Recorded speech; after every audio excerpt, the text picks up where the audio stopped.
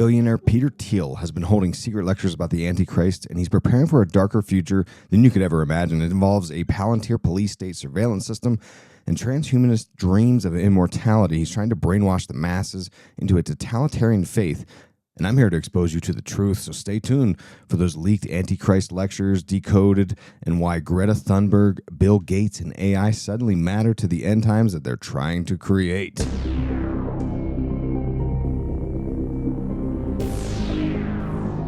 Today we're going to talk about and decode those odd statements and lectures being made by billionaire Peter Thiel in regards to what he believes is the Antichrist. We'll cover the New York Times interview with Ross Douthat. I'm probably mispronouncing his last name too. Ross Douthat, and the secret lecture series that he completed in October. We'll talk about hyperstition symbolism, boomers, Thiel's fear of technology stagnation, and unlocking immortality. We'll talk about the Great Reset, Greta Thunberg, Rene Girard's Mimetic theory, and find out why these nerds are trying to kill us. If you like that phrase, I put it on the back of a super soft podcast t-shirt that you can still pick up at occultsymbolism.com, along with signed books and the best tasting mushroom infused coffee on the planet, the Mushroomminati Watcher coffee. That's right.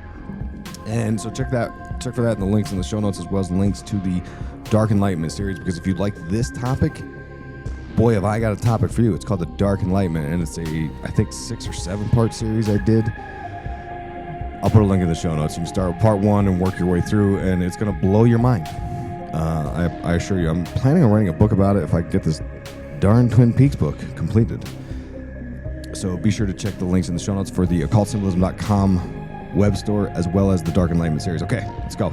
First, we have to look back to the New York Times interview that Peter Thiel did with Ross Douthat. Douthat? I don't know how you say his name. We'll call him Ross. Oh, Ricky Ross over at New York Times, because it'll make more sense than the sparse and choppy lecture information, which we'll talk about why that is. But first, let's briefly go through the New York Times interview with Ricky Ross and Peter Thiel. You can find the full thing on YouTube. It's about an hour long-ish. I'm gonna blast through it though, okay? It starts with a discussion about Peter Thiel's essay called "The End of the Future" that was written 12 years ago, and he was arguing back then how we are in this period of technological stagnation. This is the thing. This is the key to the whole ordeal about the Antichrist for him. Okay, I'm gonna tell you the plot spoiler. I'm gonna tell you what this is all about. This is about a nerd who has fantasies of science fiction, and they're not coming true, and he's mad about it. Boo! You know, that's what we're dealing with. Someone gave these nerds money, and now they're ruining the whole world for us. So let me explain why I believe that. He wanted all of this great acceleration of technology to continue and on the path that Ray Kurzweil formulated in his books. If you read Ray Kurzweil, he's a futurist, the lead engineer at Google. He had this fantasy about unlocking the singularity, which, look, it could still happen. I'm growing more skeptical of AI as days go by, but it doesn't matter what I think. It's what these nerds think. It's what they're trying to do. They're trying to lock us into a digital matrix, right? And the reason is Ray Kurzweil's got daddy issues, and he wants to unlock his dead father from the dead. Who knows? That's what I'm saying. These people are weird. They're psychopaths, and they're nerds, and they've got all the money, and now we all have to go along for this ride. During the interview, they talk about Back to the Future, the movie, and about how Back to the Future 2 showed you the future of 2015, with the flying cars and such. And they comment about how this is, wildly off. And, I mean, this captures these nerds, right? But why weren't the movies real? Ooh. Like they're obsessed with science fiction. This is what motivated and inspired the rocket scientist, Jack Parsons and so on. And Back to the Future 2 actually had a lot of predictions that did work out, right? It did support that theory about the predictive programming in film, like video phone calls, which we saw in 2001: A Space Odyssey as well. Flat screen TVs, augmented reality, and the flying cars apparently, and I wouldn't listen to the garbage, but Elon Musk was on Joe Rogan getting his annual glazing, and I guess Elon said that he's going to show us a prototype of a flying car by the end of the year. I'll be sure to hold my breath, like all the other projects he boasts and brags about that never happen. But most importantly, the storyline of Back to the Future 2 with Biff was in fact based on Donald Trump. Co-writer Bob Gale confirmed that in an interview with the Daily Beast, I believe it was. And if you don't know the story of Back to the Future 2, Biff was this millionaire casino owner bully. He was a bully, and he was involved with politics. And that apparently was based on Trump. So there was a little bit of, I don't know how predictive that was. I mean, Trump was pretty famous in the 80s as being a casino magnate and such, right? Now, what's interesting about all this is that it fits into Peter Thiel's Dark Enlightenment stuff when we consider this concept. We talked about predictive programming, but there's a similar concept. When you get into my Dark Enlightenment series, there's an episode about the CCRU, and they were doing research in the 90s about memes becoming reality, right? This is very much tied into the whole Pepe the Frog, Keck, Steve Bannon, that whole camp of madness.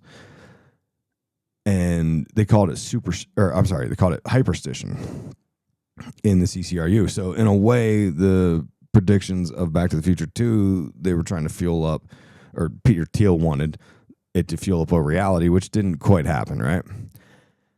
Ross asks if he wants to quantify this stagnation that Peter Thiel is so upset about. And he asks him to quantify it, and Peter goes directly to a comparison of economic factors, like to prove their stagnation. He says, how are you doing versus your boomer parents when they were, the same age? And I don't know. I think that's a fair take. Because, the boomer generation, they had it the best. I feel like they had the best part of the American dream. It seems like they pulled the ladder out behind them, is what it feels like. I could be wrong. It just seems that way. It seems like you could get more done. But I also do, to throw the boomers a lifeline, I also do think that we got by with less back then. I grew up in the 80s. I grew up in PA with no air conditioning. And, that's unfathomable today. We just didn't have things. We didn't go on vacations. It's just the way we live today just isn't the same. I wonder if we got rid of vacations and cell phones and internet and technology, if maybe and air conditioning, every single car was a stick shift. There was manual windows and everything. There was no air conditioning in your car. I mean, it was it's a different world. If you got rid of all that, I don't know, maybe you could get by better. You certainly didn't buy coffee. There was no Starbucks. You didn't buy stuff like that. I remember, you just wouldn't buy drinks. I mean, I don't know if that was just my experience or not. We didn't go out to eat. We didn't buy drinks at gas stations and things like that. It didn't happen. I mean, it happened once in a great while, but today it's every morning I got to go to the 7-Eleven and get a Monster and a hot dog or whatever people do. And it's a crazy waste of money. That's just not how we lived back then. Anyway, get off my old man soapbox.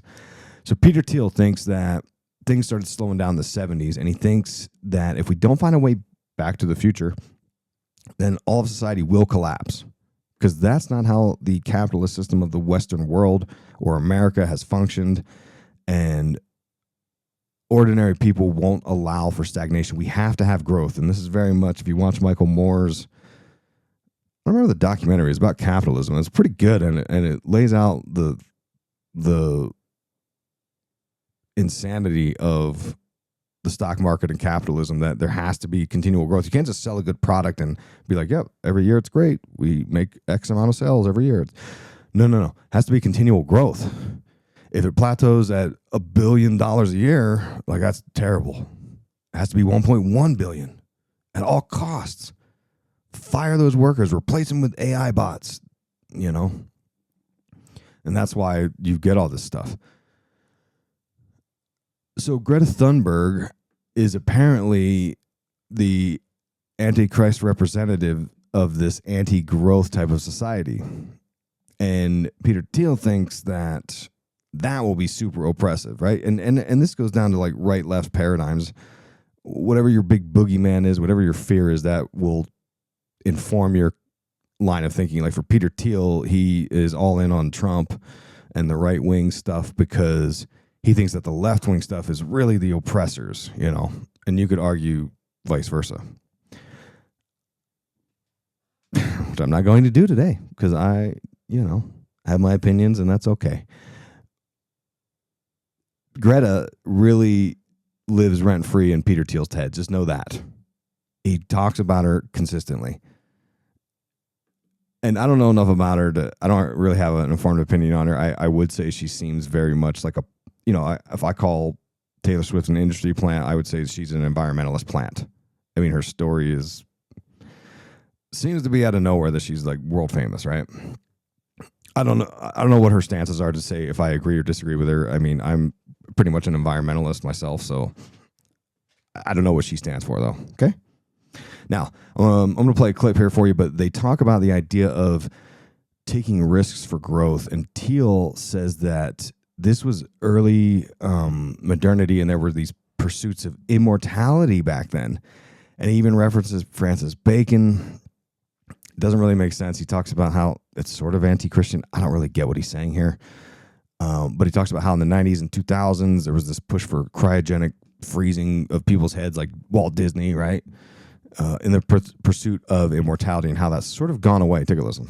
What does risk in the medical space look like? Yeah, you would take a lot more risk. If you have some fatal disease, there probably are a lot more risks you can take. There are a lot more risks the researchers can take. Culturally, what I imagine it looks like is early modernity, where people, they thought we would cure diseases. They thought we would have radical life extension. Immortality was part of the project of early modernity. It was Francis Bacon, Condorcet. It was, and maybe it was anti-Christian. Maybe it was downstream of Christianity. It was competitive. If Christianity promised you a physical resurrection, science was not going to succeed unless it promised you the exact same thing. But I don't know. I remember 1999, 2000, when we were running PayPal. One of my co-founders, Luke Nosek, he was into Alcor and cryonics, and people should freeze themselves. And we had one day where we took the whole company to a freezing party. A Tupperware party. People sell Tupperware policies at a freezing party. They sell their. Was it just your heads? What was going to be frozen? You could get a full body or just a head. The head was cheaper. It was disturbing when the dot matrix printer didn't quite work, and so the freezing policies couldn't be printed out. But in retrospect, this was still technological stagnation once again, right? But it was. But it's also a symptom of the decline, because in 1999, this was not a mainstream view, but there was still a fringe boomer view, where they still believed they could live forever. And that was the last generation. And so I'm always anti-boomer, but maybe there's something we've lost even in this fringe boomer narcissism, where there were at least a few boomers who still, believed science would cure all their diseases. No one who's a millennial believes that anymore.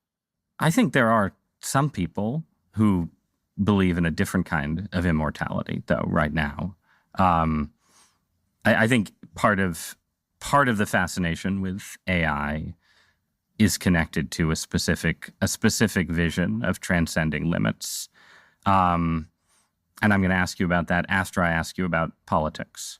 He's basically saying that the scientists thought we would have unlocked this immortality by now. And that makes him sad. He says he's anti-boomer because they're narcissists and that boomers were the last to believe in immortality. Ross is like, yeah, but isn't there another belief in immortality that we can cover? And then he teases it. It comes up later. And Ross was talking to him about why he supported Donald Trump. And the point is that Trump was an agent of chaos. He describes it as risk and disruption. And Thiel wanted to shake up the stagnation with this chaos. And again, it's all about using the order and chaos opposing polarities. Very secret society-ish, right? which makes sense because a lot of the people in Trump's team there are, Ivy League, Yale type folks. So not surprising. Ross asks him what Trump did in the first term to do all that, to shake things up. And he says Trump got people to start this conversation to understand that something is wrong in our society, basically this idea of stagnation. And now all of Silicon Valley's all in on this. Musk, Zuckerberg, Bezos, all the people we saw lined up at the inauguration, Google, they're all supporting this because they think there's something in it for them. And they talk about how Trump's populism is exposing how inefficient the government is, saying we could never do a Manhattan Project today. There can never be an Apollo today, which, says the guy who's secretly an informant for intelligence agencies. But, we'll talk about that in a bit. So, which is also kind of weird. Like, this is where I don't understand some of the stuff. Like, the right-wing folks like Thiel and others say the government's so inefficient, they can't get anything done. They can't keep a secret. They're wildly inefficient and they can't seem to accomplish anything. Yet in the same breath, they're like conspiratorial minded. They're like, they're talking to aliens and they've got this technology that can, I'm morphing into Alex Jones here a little bit. They're morphing into shape-shifting alien folks, and they've got surveillance that'll, shoot lasers into your house. I just don't understand it. I don't know how you can say both exist, right? But Thiel told Elon about this. He said, look, if Trump doesn't win, I'm moving out of America. And then Elon told Thiel, look, there's no alternative to move to. And then later, Peter Thiel has this realization that Elon Musk's fantasy of going to Mars wasn't even a fantasy anymore because the point he was trying to say is that this woke socialist government would follow you to Mars eventually. So that explains exactly why they want to burn it all to the ground. That explains the dark enlightenment stuff. That explains why they need to tear the whole system to the roots, okay? And Ross asked him what exactly he thinks he's investing in with these AI investments, and he's not sure if it'll break us from stagnation, but he wishes we were going to Mars. He wishes we were curing dementia, all this stuff. Ross asked him if he believes in this super sentient AI thing, and Thiel talks about the IQ and talks about ramping up intelligence and if these things can solve all the problems, right? And Thiel looks at this as the savior. This AI, it could be the savior to break us out of the stagnation and put us on this path of immortality, right? And Ross asks if he believes that AI will lead to transhumanism. And this is where he asks if he wants the human race to endure. Seems like a softball question. Let's see how Peter Thiel handles it. I feel is always an implicit acknowledgement that but for AI, we are like in almost total stagnation. But the world of AI is clearly filled with people who, at the very least, seem to have a more utopian, transformative, whatever word you want to call it, view of the technology than you're expressing here, right? And you were mentioned earlier the idea that the modern world used to promise radical life extension and doesn't anymore. It seems very clear to me that a number of people deeply involved in artificial intelligence see it as a kind of mechanism for transhumanism, for transcendence of our mortal flesh, and either some kind of creation of a successor species or some kind of merger of mind and machine. And do you think that's just all kind of irrelevant fantasy? Or do you think it's just hype? Do you think people are trying to raise money by pretending that we're going to build a machine god, right? Is it hype? Is it delusion? Is it something you worry about? I think you would prefer the human race to endure, right? You're hesitating. Yeah, well, yes? I don't know. I would. This is a long hesitation. This is a long hesitation. There's so many questions implicit Should in this. the human race survive? Yes. Okay. But I also would I also would like us to radically solve these problems. Right. And so, it's always, I don't know, transhumanism is this, the ideal was this radical transformation where your human natural body gets transformed into an immortal body. And there's a critique of, let's say, the trans people in a sexual context, or I don't know, transvestite is someone who changes their clothes and cross dresses, and a transsexual is someone where you change your, penis into a vagina, and we can then debate how well those surgeries work. But we want more transformation than that. The critique is not that it's weird and unnatural. It's so pathetically little. And okay, we want more than cross-dressing or changing your sex organs. We want you to be able to change your heart and change your mind and change your whole body. And then Orthodox Christianity, by the way, the critique Orthodox Christianity has of this is these things don't go far enough. Like that transhumanism is just changing your body, but you also need to transform your soul, and you need to transform your whole self. And so, right. But the other, wait. I generally agree with what I think is your belief that religion should be a friend to science and ideas of scientific progress. I think any idea of divine providence has to encompass the fact that we have progressed and achieved and done things that would have been unimaginable to our ancestors. But it still also seems like, the promise of Christianity in the end is you get the perfected body and the perfected soul through God's grace. And the person who tries to do it on their own with a bunch of machines is likely to end up as a dystopian character. Well, it's... Let's articulate this. And you can have a heretical form of Christianity, that says something else.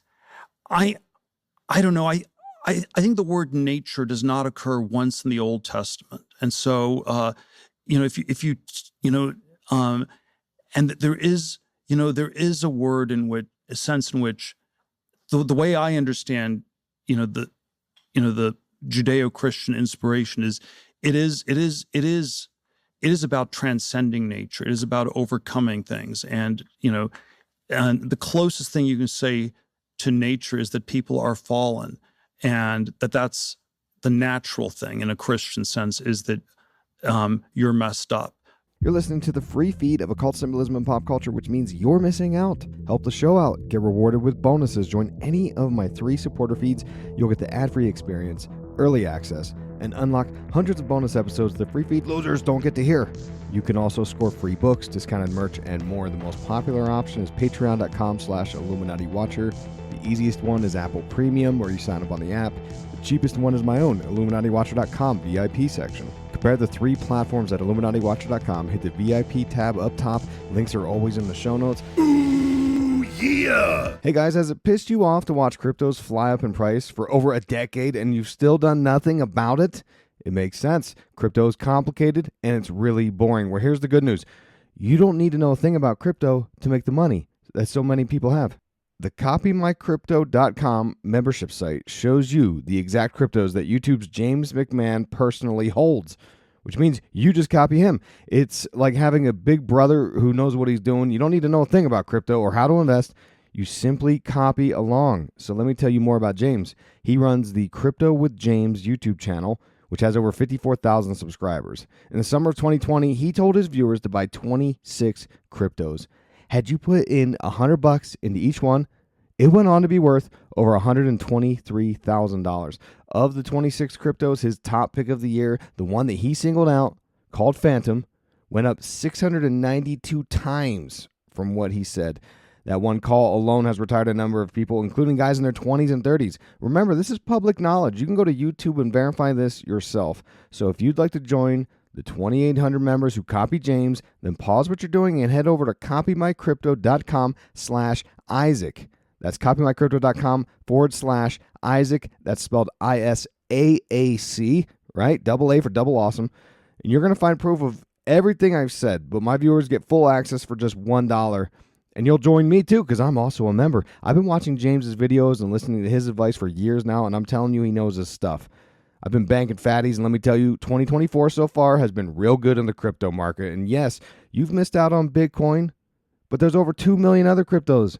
Do you really think you've missed out on all of them? Guys, don't waste any more time. Go to the site and read it. Once again, copymycrypto.com/Isaac, 2 A's, so ISAAC, and you get in for $1.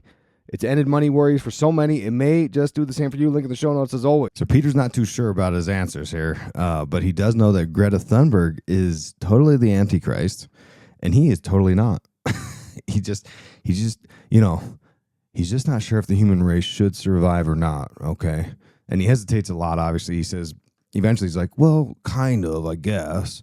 And then he strangely goes into talks about transhumanism versus transgenders, which he calls transsexuals. And he says it's not enough. And I'm like, wait a minute, what? Like, I thought you guys were so mad about like transgenders using bathrooms and existing and all this stuff. And now it's like, well, that's not enough. I'm like, do you guys ever get on the same page here? Like, I don't understand what's going on here. I think there's warring factions within the right at this point. And then he brings my religion into it, Orthodoxy, which I found extremely appalling, and says that Orthodox Christianity wants to take this even further with the transformation of the spirit. I'm like, I mean, I guess that's one weird way of looking at it. So then Ross talks about the idea that Christianity would say that pursuing immortality without God is sus, and the people building AI don't believe that they are doing God's work at all. And then he responds in an even more meandering, confusing response. Yeah, it's just, it's amazing how these have become the world's most powerful men, okay? And he doesn't really answer the question. It seemed to throw him for a loop when he says, should the human race survive? That seemed to really like short his circuits, which should tell you everything you need to know. And that clip went viral months ago when this interview was released. Then he's talking about Elon Musk building 1 billion robots, which is their new thing they want to do. And I don't know if you saw the video clip of that Neo robot that's supposed to help with house chores, but it's really just some dude looking through goggles into your house and doing stuff. Crazy. I just don't see how this technology is ever going to get to the point that they fantasize it getting, to be honest. Which is a good thing, because you can't trust these nerds with this amount of power. Ross asks him what he thinks the Antichrist actually is, because, Thiel's been talking a bunch about it. And Thiel responds by talking about how there's these existential risks, like the one world order totalitarian state. He mentions how nukes are a threat controlled by the UN's one world order. He talks about a film called One World or None. I haven't seen it. And he claims that Christians see it the same way, that the Antichrist is the one world order. Fair. And that Christians either see it as we either go towards that or we go towards Armageddon, the end times. Then he says it's Greta Thunberg. And it's Greta Thunberg because it's the people who warn about AI and the people that want to create peace and people that want this one world order. Like, they all get lumped together. And if you listen to my Dark Enlightenment series, we talked about how people like Peter Thiel and Elon Musk, they buy into this thing called Rocco's basilisk. And it's this idea, this thought exercise about how if we seed an AI superintelligence God and it becomes, sentient or whatever, and it says, hey, how come some of you guys didn't want to build me? How come some of you guys didn't want to birth me? And it's going to then punish them. So if you are anti-AI, you are going to be punished when AI becomes God. And vice versa, Elon Musk and the people that are fueling AI and building it, they will be rewarded by their new God. I know, it sounds crazy. Listen to my Dark Enlightenment series if you haven't heard it. Ross says that if we build up AI, Ross, the interviewer, suggests that if we build up AI, it will become a tool for totalitarianism. Which means he'll get punished when the new AI God comes. And Thiel thinks environmentalism is more likely to be the one to build this totalitarian government. And he compares it to Europe because he says they're pursuing three options: the Green Party, Sharia law, or communism. And right now the Green Party is winning. And he says the hippies won in the 70s, and that's when progress stopped. That's when stagnation happened. And that's his big boogeyman, right? And Ross says that the Antichrist would use all these AI tools and Palantir, which was co-founded by Peter Thiel, military weaponry and surveillance and all this stuff. And Thiel says that we've been stagnate because of all you hippies that want peace and safety, right? Which he cites being something that the Antichrist would say from the Bible. And to throw one bone here to Peter Thiel, in the Great Reset books written by Klaus Schwab, we covered these in late 2020 if you haven't listened to those.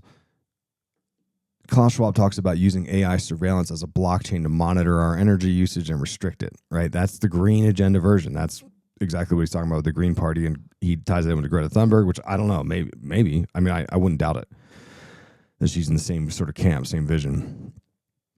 And the insidious part about all this is that the residential usage of energy and all these resources isn't quite as much as the corporations, and they're constantly talking about restricting personal residential uses of everything. In Utah, we do it with water. In Utah, they're like, oh, don't water your lawn.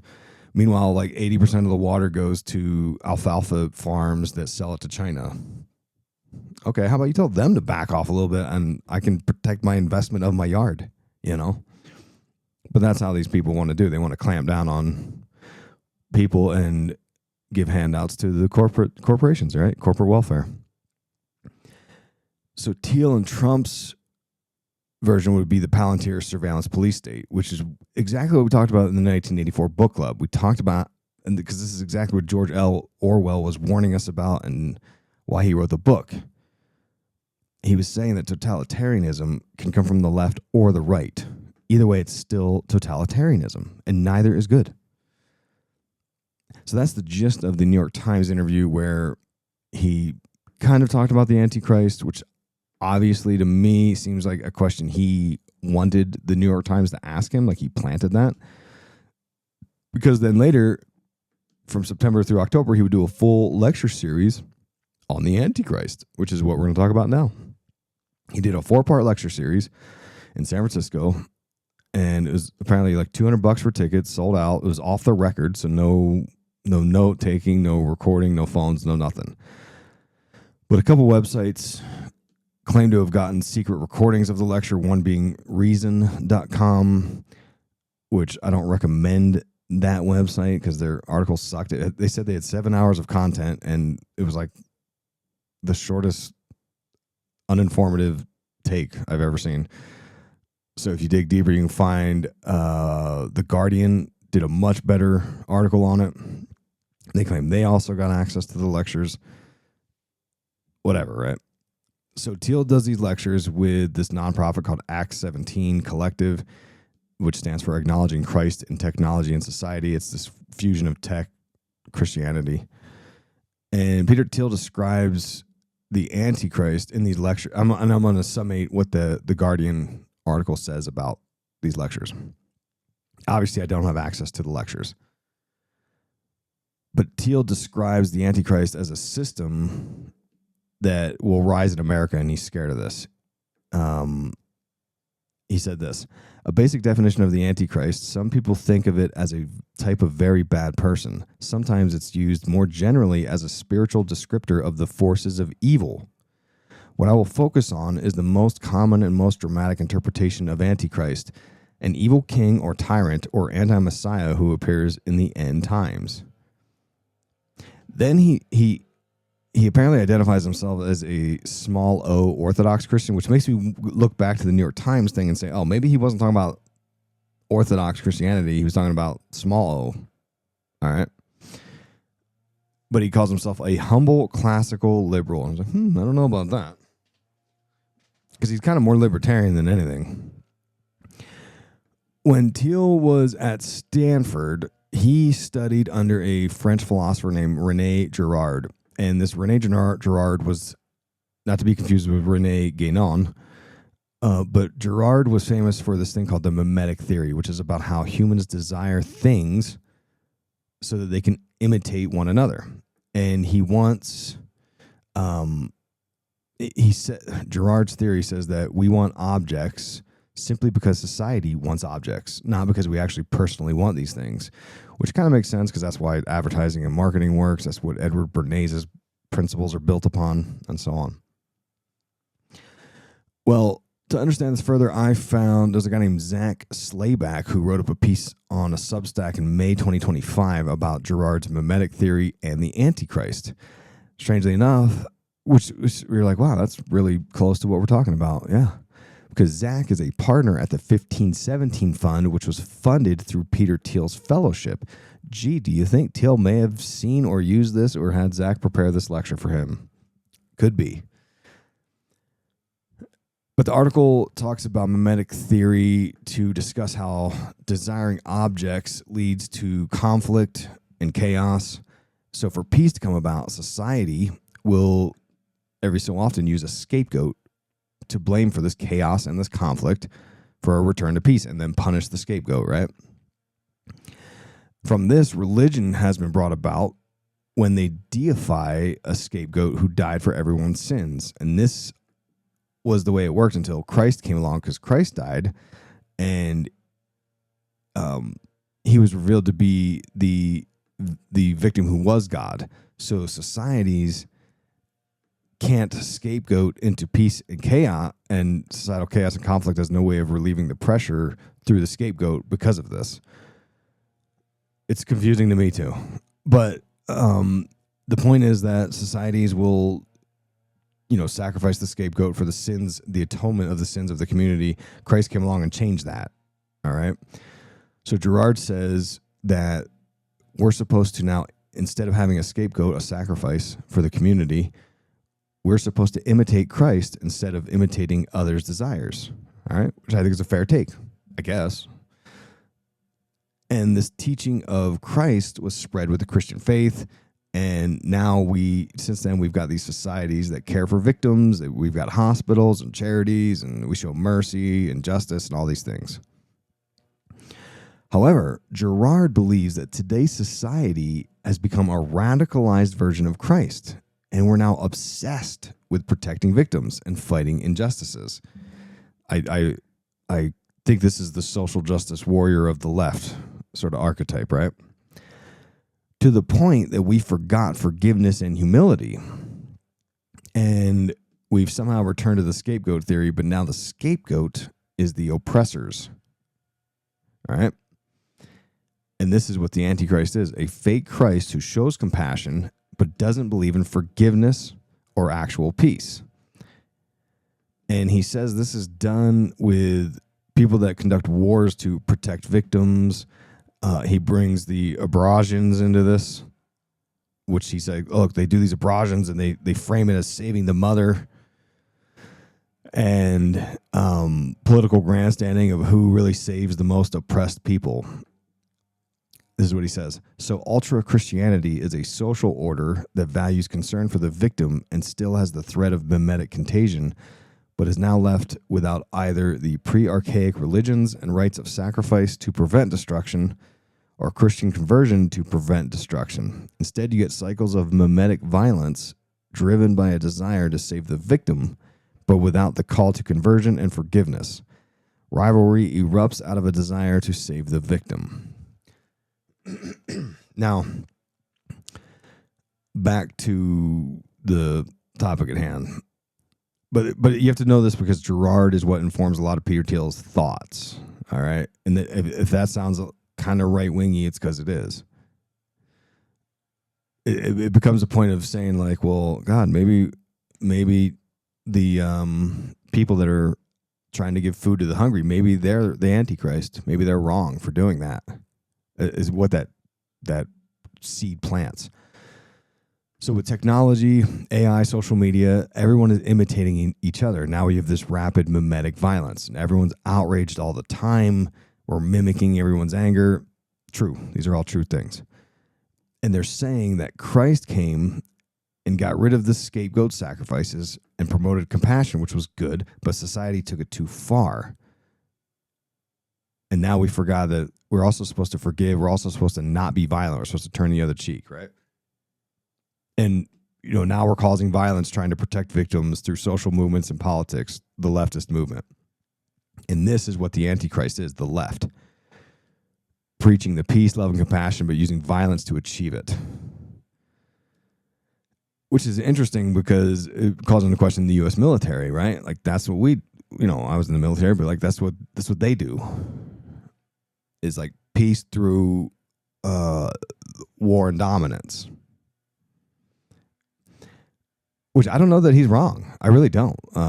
It's the same way that I don't believe in the death penalty because like you're not supposed to do that. Do I understand why people want the death penalty? Yes, I do. People do heinous stuff, but like that's not the idea of Christianity. So something curious here, scapegoats is also a term used in James Shelby Downard's King Kill 33, which we also did a 3-part series on. I advise you to listen to that as well. Back in June, I think, July, where they talk about how society would murder someone for the sins of the group, and that was JFK. And now we're hearing more talk about societal scapegoats and stuff. Major update, folks. I've had to move my online store from Gumroad to my own website, so now you can find all of my author-signed books, super soft shirts, and a brand new health grift, my own branded mushroom-infused coffee called Mushroom Watcher Coffee, all at occultsymbolism.com. I've written 9 books so far, working on a couple more right now, and you can pick them up, signed from my shaky, callus-laden CrossFit hands, and shipped to your door. There's also a couple of bundle deals you can take advantage of, like my Oops, All the Books bundle. And, of course, I've got those Super Soft Podcast logo shirts that say, these nerds are going to kill us on the back. Never been more appropriate than in our modern times. You'll have people stop to tell you they agree with you and that you're super cool for listening to Occult Symbolism and Pop Culture. Finally, I've got this new product. I worked with my coffee plug from San Diego, Jordan, to give my listeners the best mushroom-infused coffee on the planet called the Mushroom Watcher Coffee. It's a whole bean coffee with flavor notes of candied orange, sugar, and plum, but more importantly, it's infused with 6,000 milligrams of mushroom extract, reishi, chaga, mishima, lion's mane, turkey tail, shiitake, blaze, agar-agar, and oyster. Is one of the healthiest mushroom blends, and it becomes bioavailable when you infuse it into the coffee. I read this whole book on medicinal mushrooms by Christopher Hobbs. He goes through the countless studies that prove the effectiveness of supplementing a healthy lifestyle with mushrooms for physical and mental superiority. It's like you're plugged into an electrical socket, and it tastes so good. You won't believe that there's mushrooms in there because I've tried several mushroom coffees in an effort to get more mushroom supplementation into my life, and they're terrible. But not Mushroom Watcher Coffee. Super smooth. Finally, if you're on Patreon or VIP section, I had to update your 10% off discount code, so check out the show notes for your new code that you can use at occultsymbolism.com. I can't offer the 10% on the coffee, though, because the profit margin is so narrow, I'd be losing money on every sale. So there you go. Support your favorite independent voice in podcasting at occultsymbolism.com. Links in the show notes. But they think that victims in this whole forgiveness cycle must convert to Christianity. And if you're not baptized Christian, you don't make it in. And they think that the mimetic desire is the only reason we try to protect victims. Because we're trying to outdo each other. We're trying to imitate one another and be like, well, I donate more than you or whatever, right? I don't know that I disagree with some of those points. I think some of those are pretty interesting and seem relevant, right? So back to Peter Thiel. He says in these lectures that the Antichrist is actually a Luddite who wants to stop all science and technology, which this is very much echoes what we talked about with the New York Times interview. He says it's people like Eliezer Yudkowsky, Nick Bostrom, and Greta Thunberg who argue for world government to stop science. And this is the closest we get to actual names of who the Antichrist could be, according to Peter Thiel.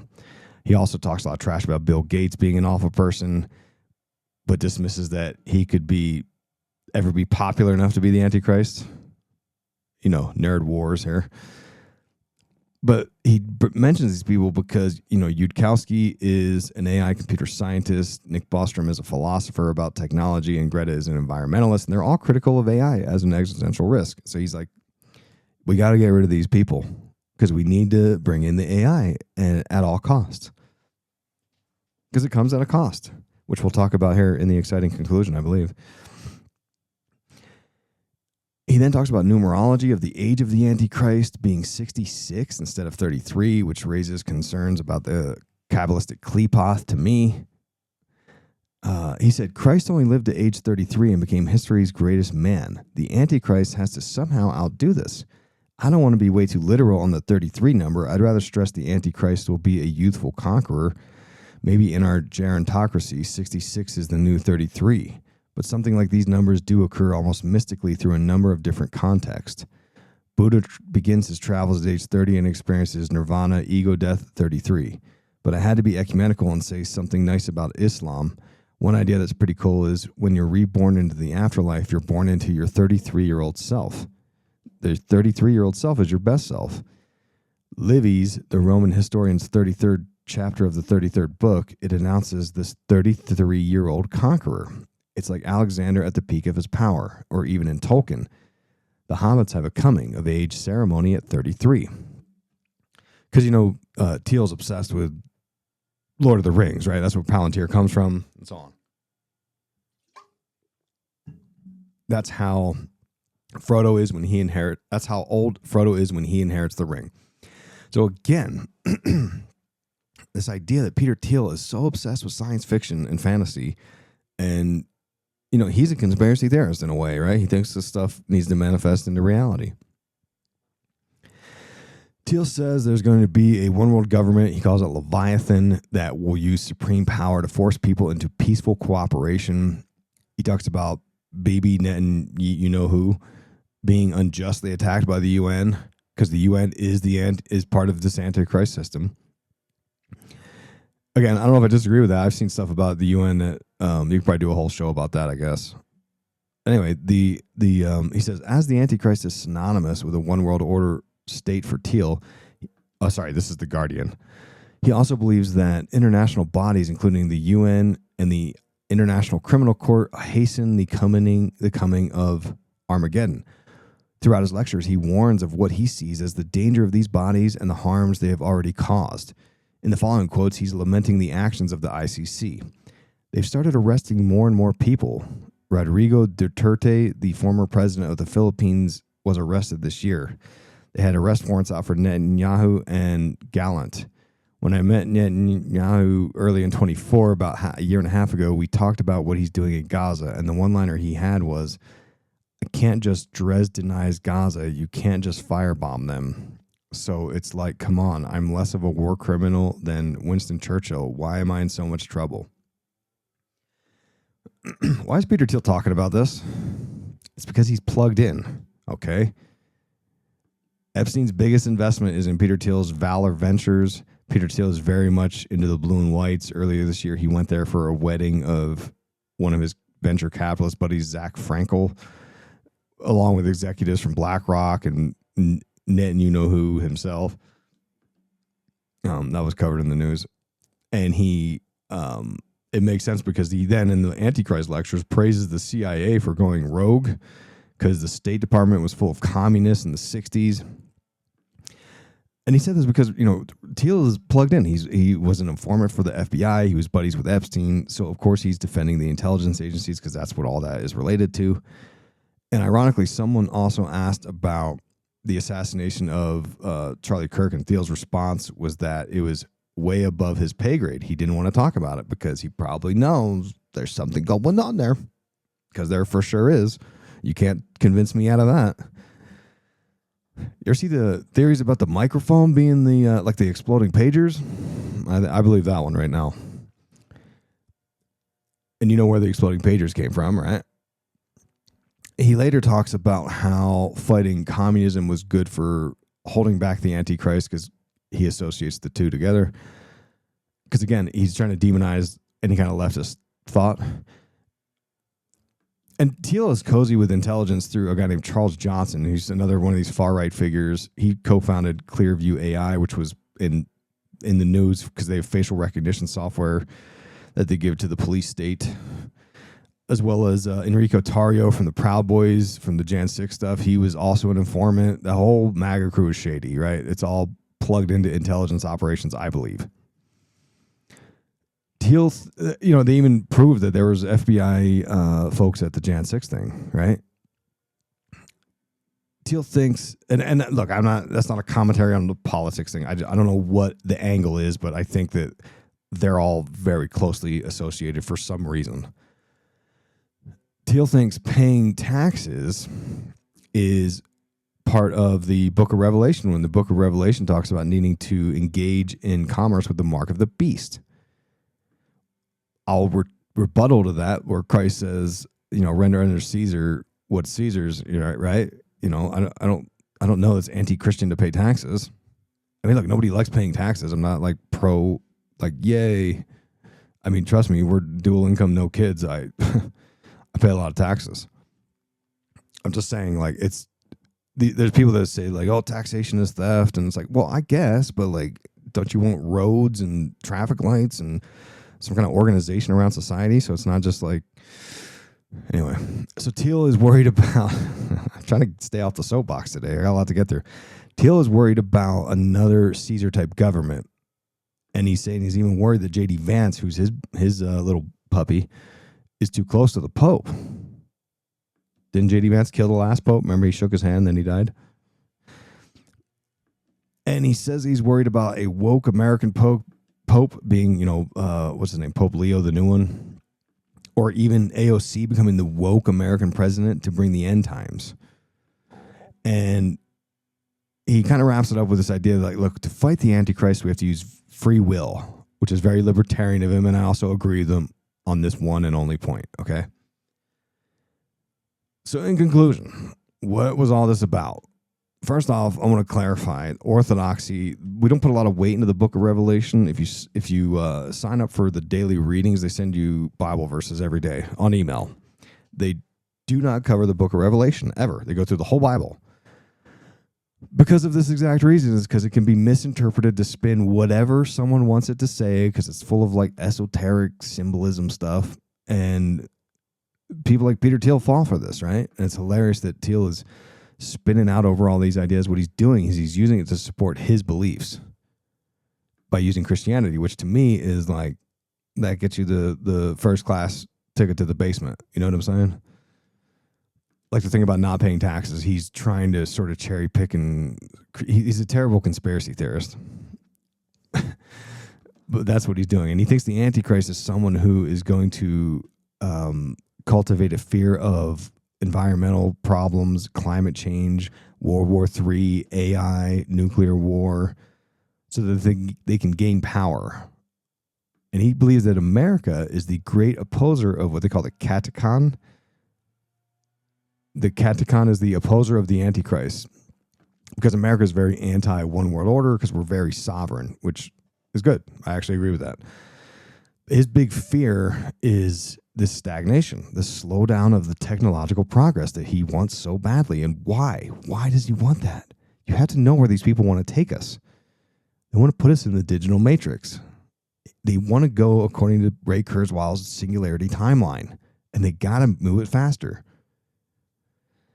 And take note that Peter Thiel is besties with Trump and Vance and Elon Musk. He founded Palantir and PayPal and funded Facebook and SpaceX and OpenAI and ChatGPT, all these things that are awful. I mean, he's got an agenda. And what's odd is that Thiel's professed love of Francis Bacon and the New Atlantis, which he brings up multiple times in the New York Times interview, as well as in the second lecture of the Antichrist. The article didn't specify what he said, but Francis Bacon was the one pushing for this New Atlantis, of this scientific sort of false technocracy that is supposed to fix everything and make this utopia. And what I think is really going on here is that Peter Thiel is planting the seeds to make Christians buy into this AI God thing, as well as pump more fear into any kind of leftist or environmental causes, because AI is very much anti-environmental.